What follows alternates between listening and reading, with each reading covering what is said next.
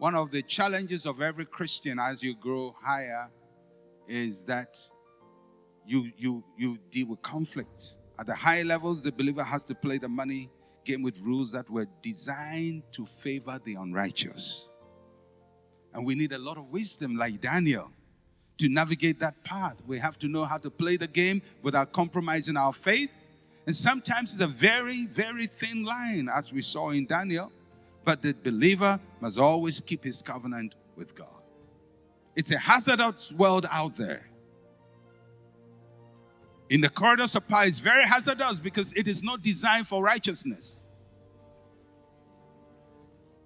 So one of the challenges for every believer is, how do I penetrate this world without undermining my faith? We need extreme wisdom in doing that. But that does not mean you keep away and say, well, when you get there, it's a dirty world. Well, the dirty people are dirtying all of us. Now, when you read through the Bible, you realize throughout the Bible, God had no problem giving wealth to his people. Abraham acquired great wealth in Genesis chapter 13, 1 and 2. Isaac was prosperous in a foreign land, Genesis 26, 12 to 14. Jacob prospered under a very wicked and stingy boss, Genesis 30, 41 to 43. Israel as a nation at the time of its deliverance from Egypt received wealth transfer, Exodus 12, 35 to 36.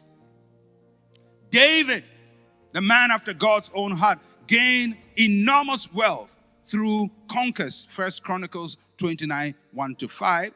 Solomon managed enormous wealth, 2 Chronicles 1, 14 to 17.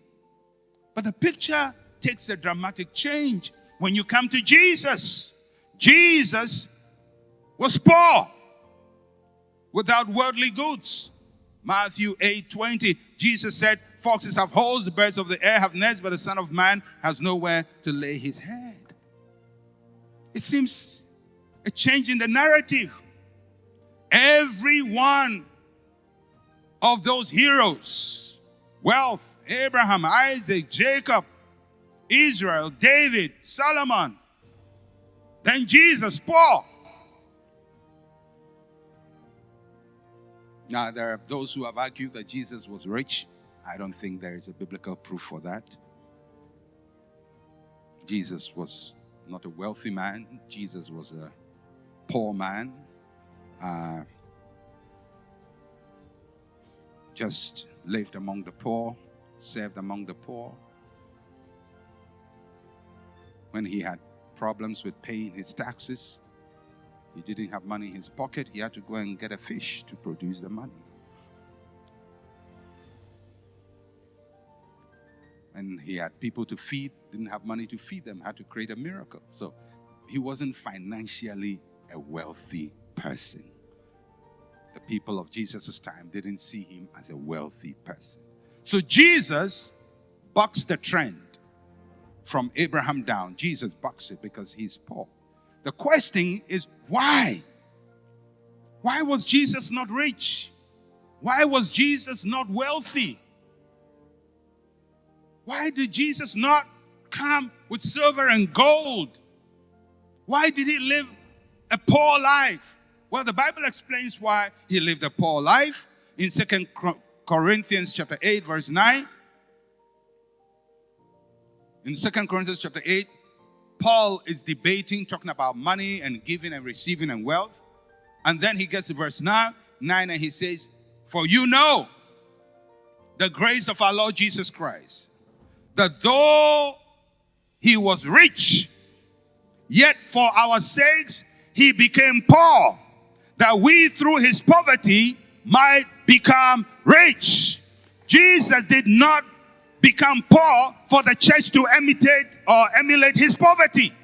He became poor so that we through his poverty might be rich. Jesus envisioned his followers, his church, as a rich church. And the price he paid for that was personal poverty.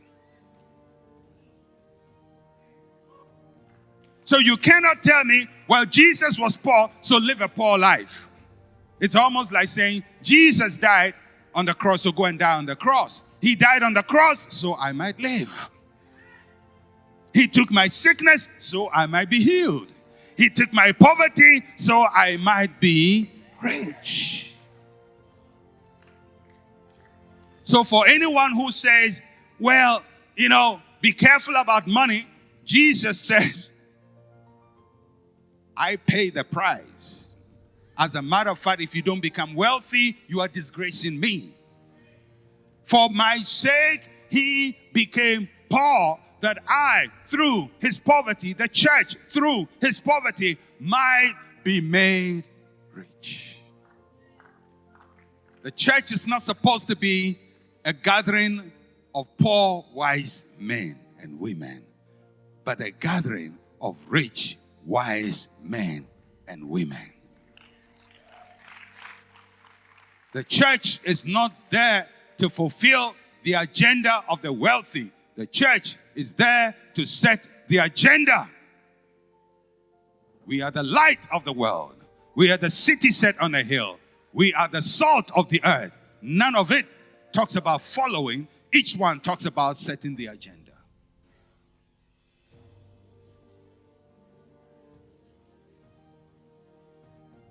But the power systems in this world, using the media, using all kinds of forces, would put all their light on the church and leave everybody else. Why do they do that? Why don't they put their light on other people? Why don't they do that? Because they know the deliverer is the church. The deliverer is the church. And yes, let them provide deliverance. Let them pray for the world. Let them pray for world peace. Let them intercede. They would wish we were living in a cave and wearing loincloth and praying and interceding for the world and never coming out. They want us to be monks and nuns in monasteries, living in silent meditation, but never speaking. The day you start speaking, they will attack you. Because they want your wisdom, but they don't want to hear your voice. They want your deliverance, but they don't want to hear your voice. But thank God, we are not ignorant, poor people. Thank God. Thank God. Well, let me close with a proverb Jesus gave. It's a very, very unusual proverb. Very unusual. And it's difficult to preach from it because of the nature of the proverb. You'll find out when I read it. Luke chapter 16, verse 1 to 13. And I'll read it and I'll talk about 3 important lessons to learn from that proverb.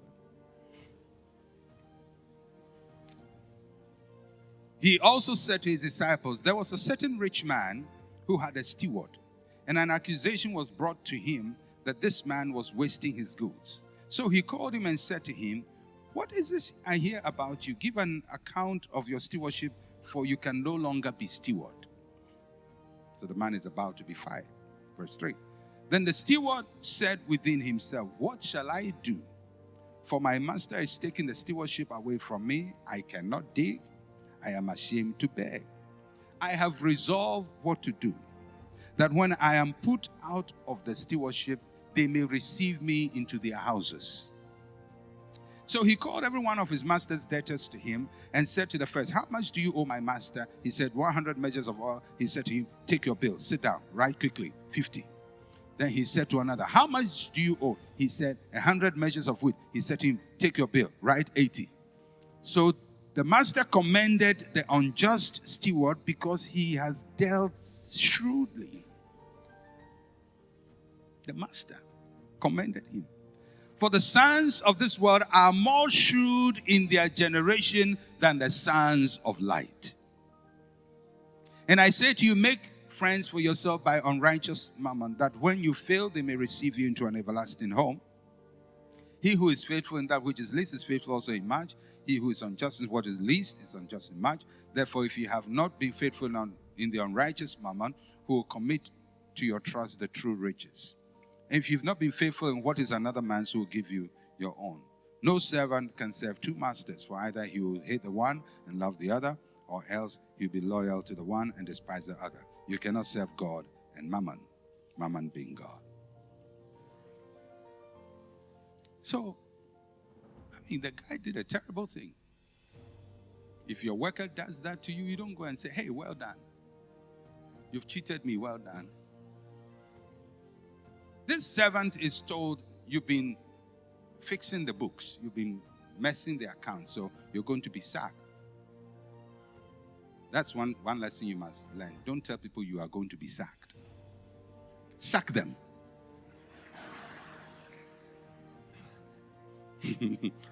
Because if you tell him you are going to be sacked, he has a time frame. That's not part of the parable, but just simple advice. Don't say you are going to be sacked. I will sack you. Don't warn people. Let them go.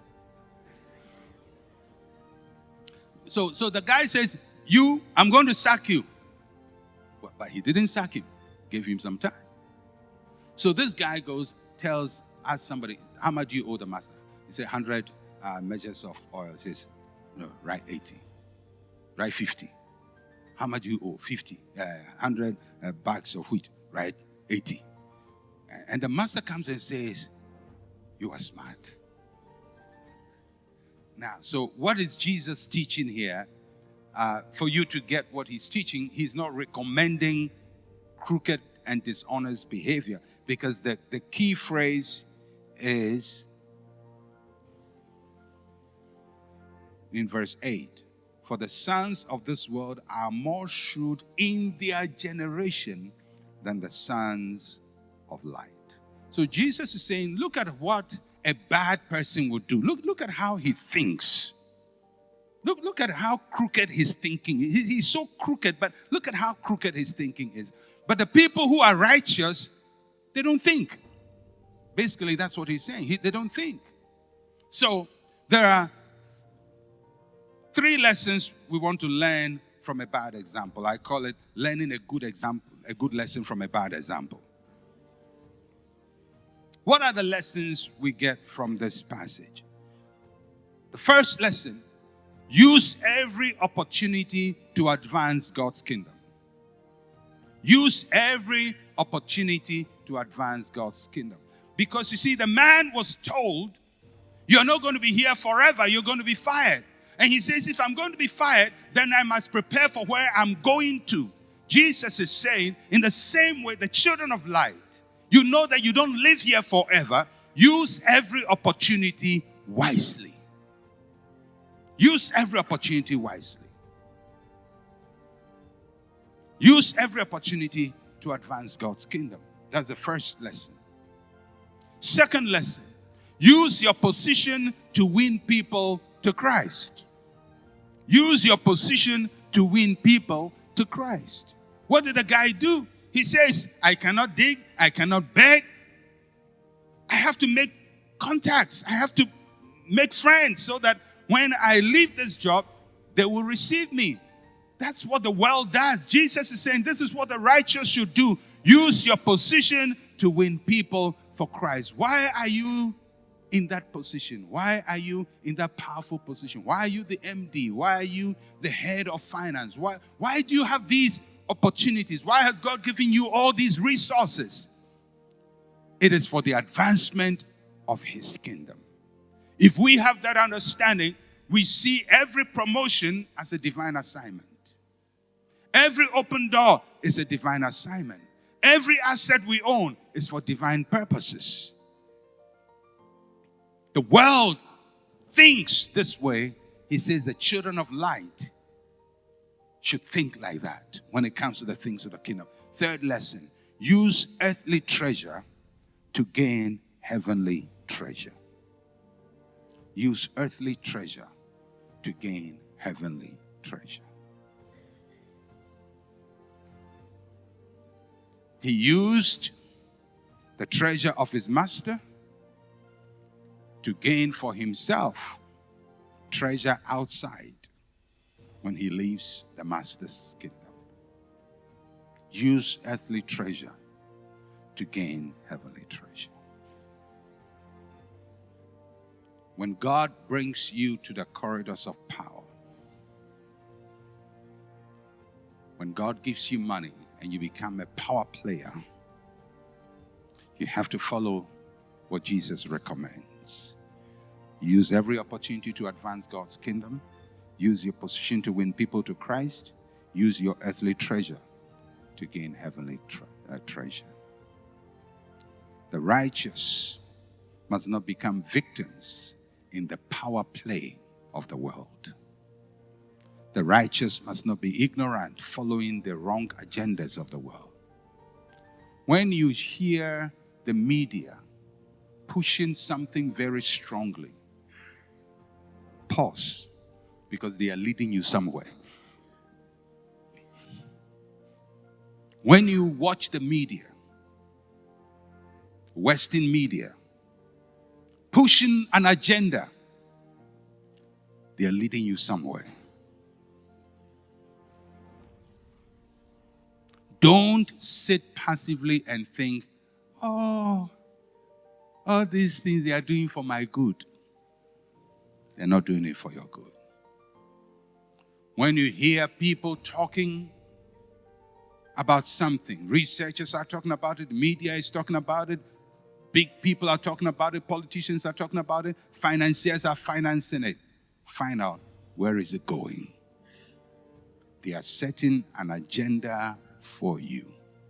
And if you are not careful, you will be the poor who go to fight when the war is declared. You'll be the poor who follow after the agenda has been set. But we, as children of God, as children of light, must not be poor, wise men. We are going to be rich, wise, and powerful. Somebody say, I'll be rich, wise, and powerful. Say one more time, I'll be rich, wise, and powerful.